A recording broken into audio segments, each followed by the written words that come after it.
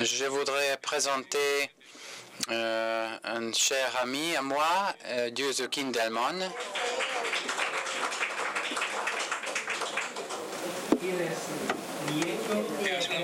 qui est le petit-fils de Elisabeth Kindelman,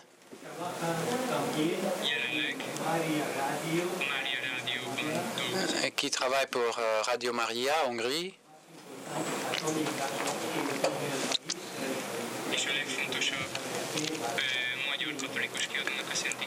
et qui est l'éditeur en chef d'une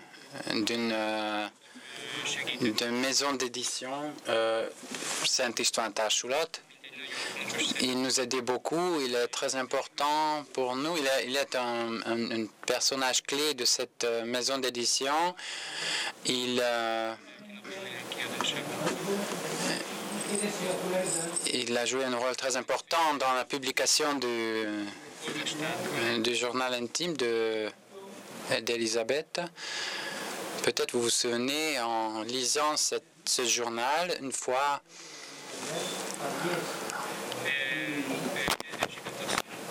Elisabeth Kindelman, l'une des connaissances de Madame Kindelman, est mort après une maladie grave.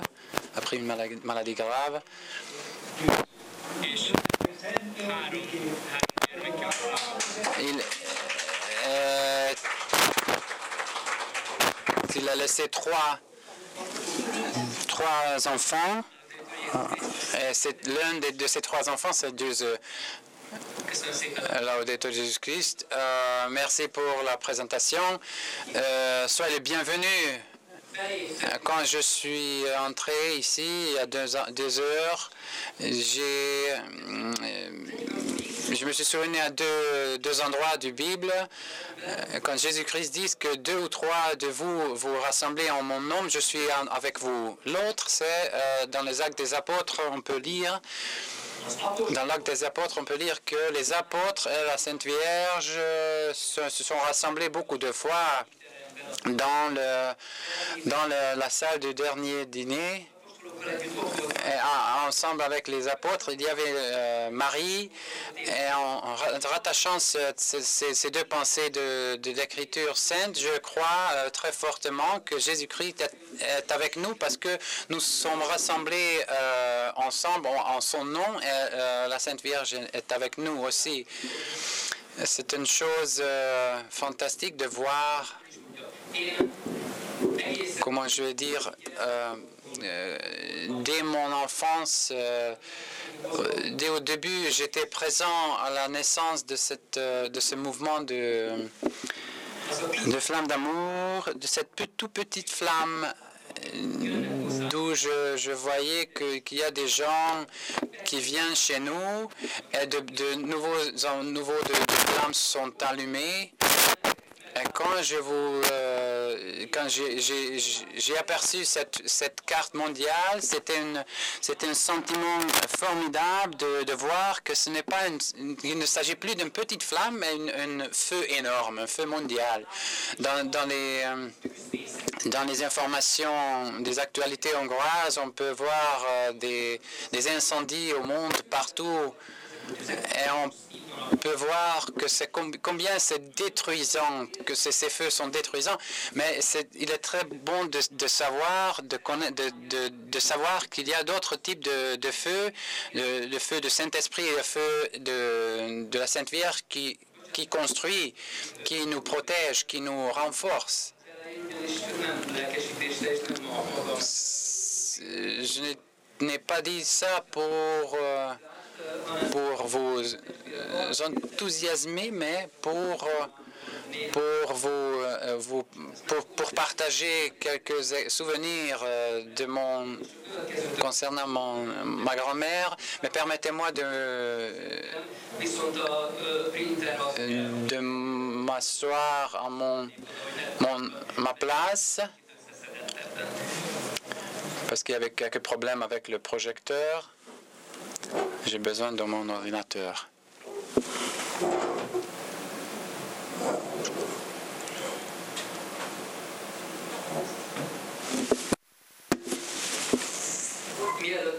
avant de parler de ma grand-mère, permettez-moi de me présenter un peu pour que mes mots puissent être plus compréhensibles. Mon père était le deuxième enfant des 6 enfants de ma grand-mère.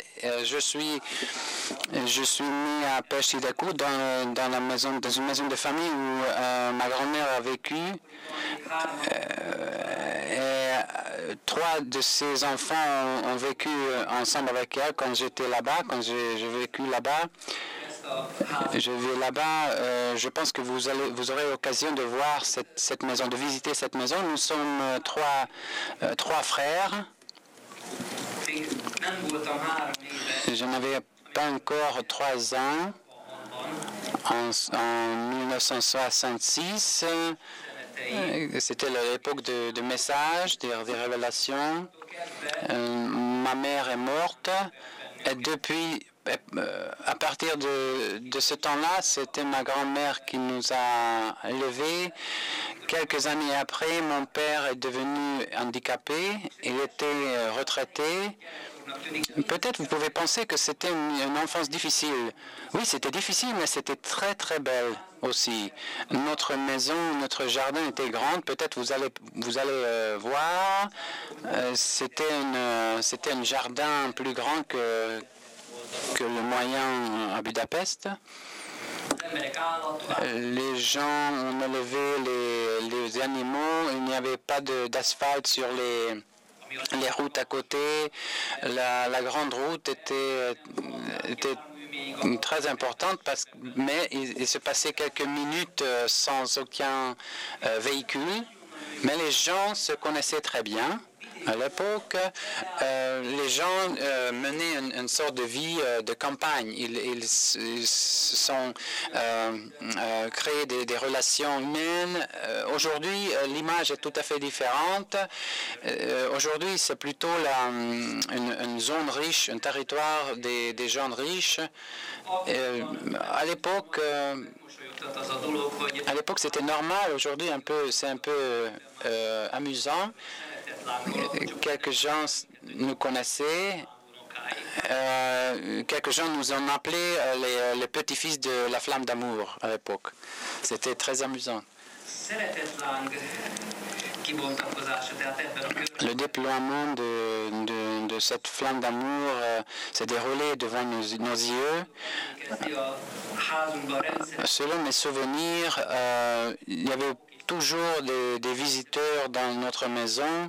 Presque chaque jour, des prêtres et des laïcs ont visité ma grand-mère. Elle tenait toujours à dire que quand on lui demandait d'elle-même, laissez-moi faire, ce n'est pas ma personne qui est importante, c'est Jésus, c'est la flamme d'amour et la Sainte Vierge qui est importante dans cette histoire. Quelques mots de ma grand-mère. Si les étrangers me demandent, je vois dans les yeux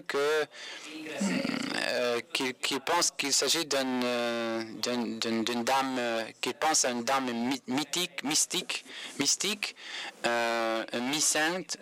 Cette image est tout à fait faux. Il s'agissait d'une grand-mère normale, avec une volonté forte, malgré sa taille, sa petite taille. Elle était très forte, très résistante, elle était très sévère comme éducateur. Elle était toujours active, elle menait une vie très sévère. Si elle était persuadée de sa propre raison, propre vérité, elle ne tolérait pas de contradiction. Elle était un peu dynamique, elle était un peu forte. Je pense qu'avec 3 garçons, elle en avait besoin. Mais si pendant les soirs, s'est assise avec nous pour nous dire des contes. Elle avait un ton, un son tout à fait différent. Elle a rayonné de l'amour. Elle pouvait parler d'une manière très enthousiaste.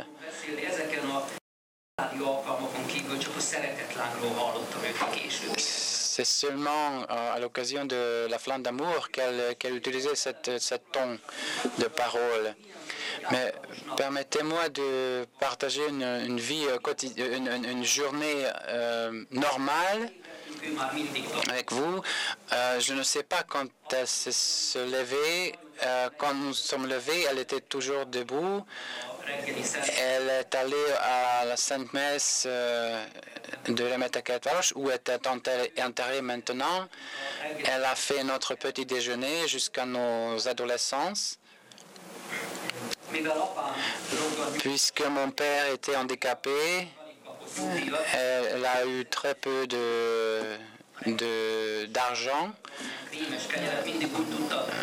de retraite.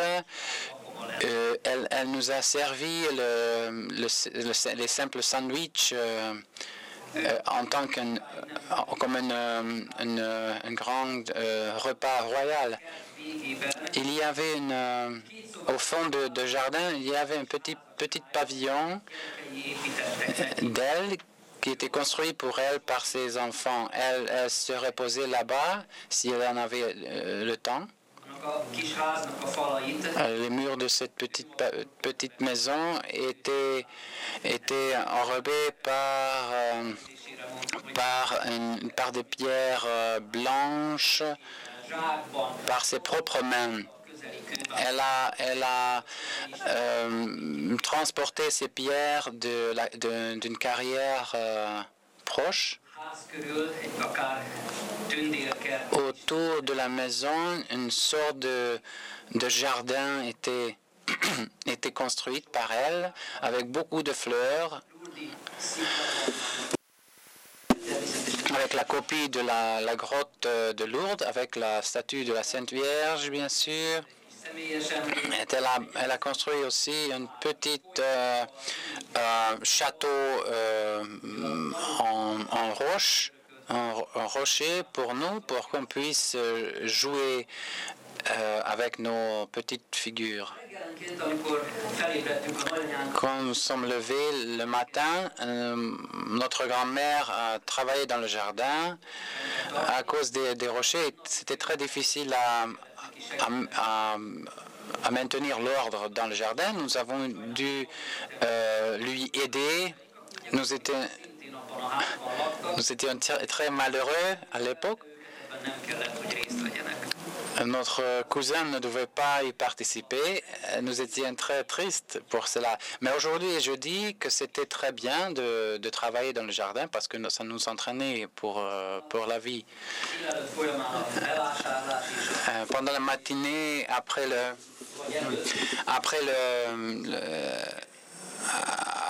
les magasins et après avoir fait la cuisine, il y avait beaucoup de visiteurs qui sont venus chez nous.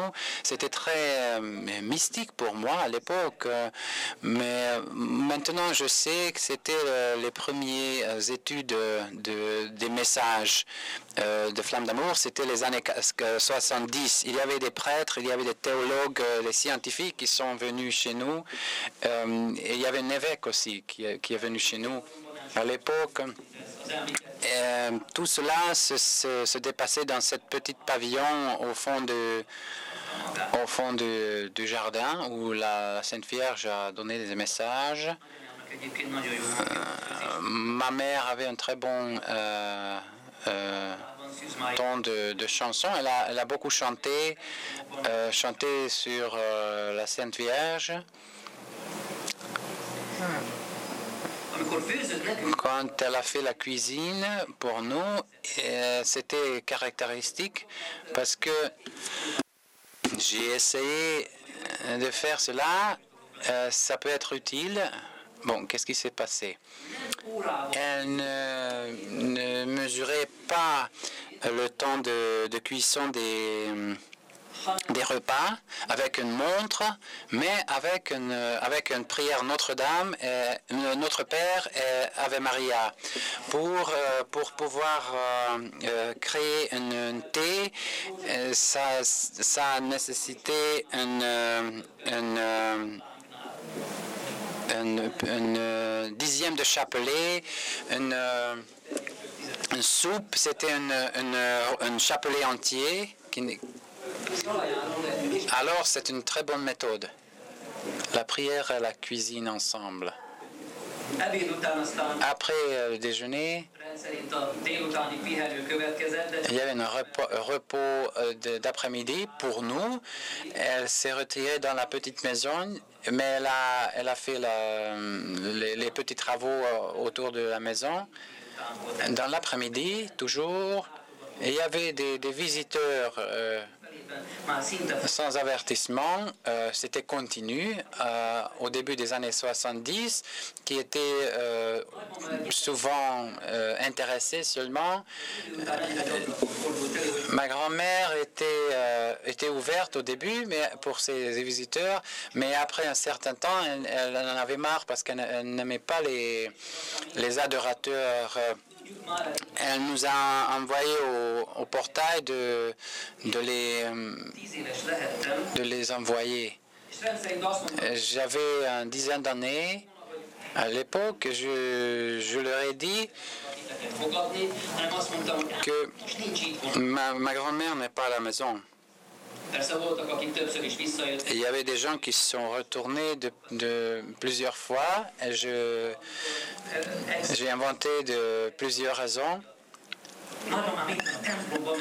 Une fois, j'ai dit à quelqu'un que ma grand-mère est allée à l'église. Il m'a dit, non, c'est pas possible parce que je viens de l'église. Alors là, il s'agissait d'un prêtre qui est venu officiellement sans avertissement de pouvoir discuter avec ma grand-mère. Alors là, la vie était très intense. Les soirs se sont passés avec des contes, avec des contes jusqu'à 8h30 du soir. Nous avons prié une dizaine de chapelets, toute la famille ensemble. On était ensemble. Mon père était là-bas, moi et mes frères, ma grand-mère, et nous avons prié ensemble avec une bougie, avec la flamme d'une bougie. Elle avait une peinture sur la Sainte Vierge. Et nous avons prié devant cette peinture et devant la Sainte Croix.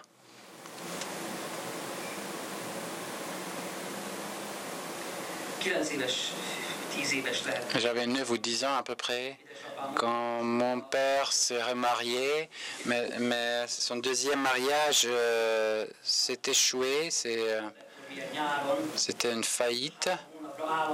Et nous sommes allés dans un orphanage de l'État pendant 3 mois.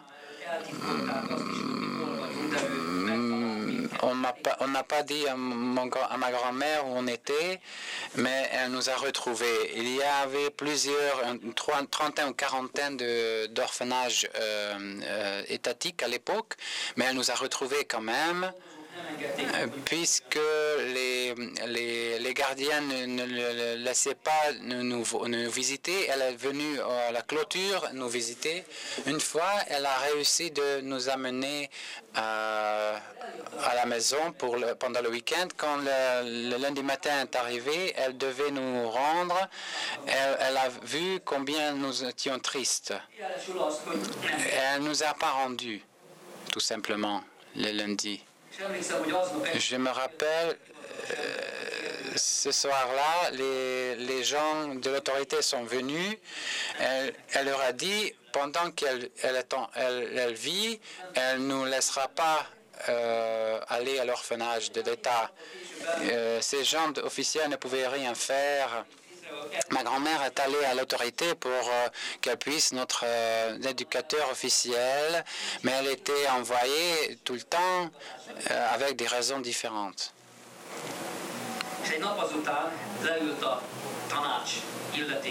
Un jour, elle s'est assise devant le bureau de l'État qui était autorisé. Et elle disait que je resterai ici pendant que cette cause ne serait pas résolue. Mais elle a bien tenu ses promesses. Nous avons entendu en vain notre grand-mère ce jour-là. Elle s'est assise là-bas pendant des heures. Elle était très résistante. Pendant 4 heures, elle s'est assise là-bas. Elle est restée là-bas assise devant le bureau. Et finalement, quelqu'un a commencé la procédure. Ce n'était pas une décision définitive. Plus tard, l'autorité nous a envoyé un gens pour étudier la situation. Si cette grand-mère, si l'environnement est convenable pour nous éduquer. Il faut savoir que c'est les années 70. Le communisme pensait que si quelqu'un voulait éduquer un enfant d'une manière religieuse, c'était un grand péché dans les yeux communistes.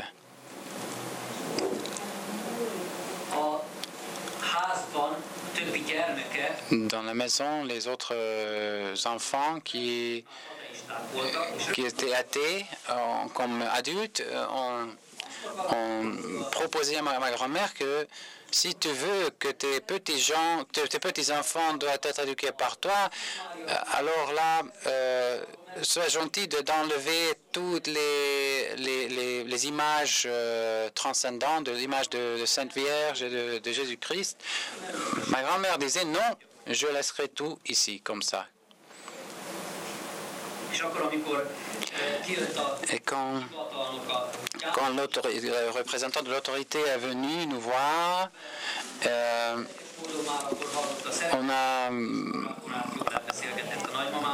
on a appris qu'il était chrétien, il était croyant, et il nous a permis de rester là-bas.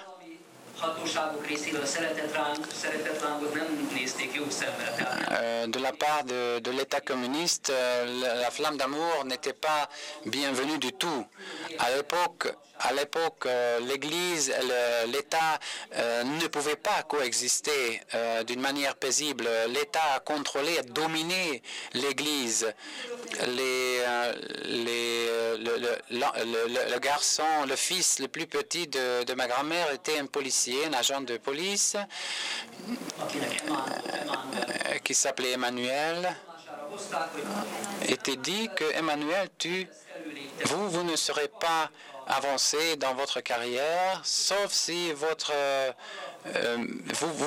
pouvez persuader votre mère d'arrêter toute cette histoire de flamme d'amour. Emmanuel voulait bien avancer dans sa carrière. Il a essayé pendant des journées de convaincre sa mère en disant arrête ma mère, je suis ton fils, je n'avancerai pas dans ma carrière. C'est vrai que tu es athée et tu devrais faire confiance en Dieu, en la Sainte Vierge. Crois-moi, tout s'arrangera. Les gens ont continué de venir chez nous, 2 ou 3 ans après, Emmanuel était avancé dans sa carrière, donc il n'y avait pas de problème.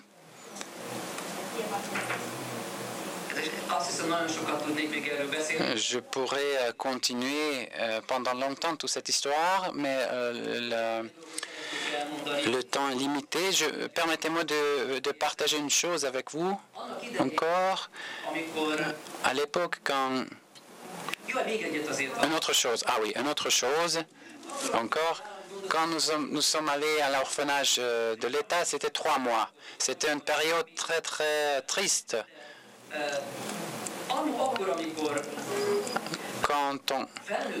Quand je suis devenu adulte, je dis que j'aurai une famille, des enfants, je voudrais protéger tous mes enfants de devenir orphans d'État. Nous avons décidé avec ma femme, quand nos enfants grandiront, nous avons décidé d'adopter quelqu'un de l'orphanage. En Hongrie, adopter un enfant est très difficile. En Hongrie, il faut confier tout cela au bon Dieu. Une fois, j'ai dit à ma grand-mère dans mes prières, grand-mère, qu'est-ce que tu penses? Si tu veux, on peut le faire. On peut avoir un enfant de l'orphanage. 2 ou 3 jours après, on a reçu un message que vous pouvez emmener un petit enfant d'un hôpital qui est un bébé. Maintenant, nous élevons un enfant adopté. J'ai décidé aussi, si j'ai un talent, je voudrais donner au service de bon Dieu. C'est pourquoi j'écris des contes de caractère religieux.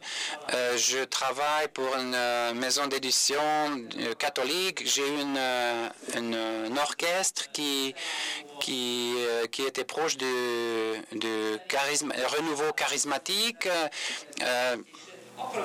Et quand tout cela était fini, je pensais ce qu'il fallait faire. Qu'est-ce qu'il faudrait faire pour le bon Dieu? Cette nuit-là, j'ai rêvé avec ma grand-mère. Sur ma grand-mère, je me souvenais plus de mon rêve, mais je me suis dit, ça a un message. Qu'est-ce qu'il faudrait que je fasse pour le bon Dieu? J'ai ouvert l'Internet 4 ou 5 ans avant. Il y a 4 ou 5 ans, j'ai vu un message sur l'Internet que Radio Maria a commencé en Hongrie et les collègues sont recherchés. Là, je me suis rendu au radio et je suis devenu un collègue de Radio Maria. Et vous avez dit tout à l'heure qu'une soixantaine de pays, que la flamme d'amour est représentée en soixantaine de pays. Radio Maria est aussi représentée à soixantaine de pays. Merci beaucoup.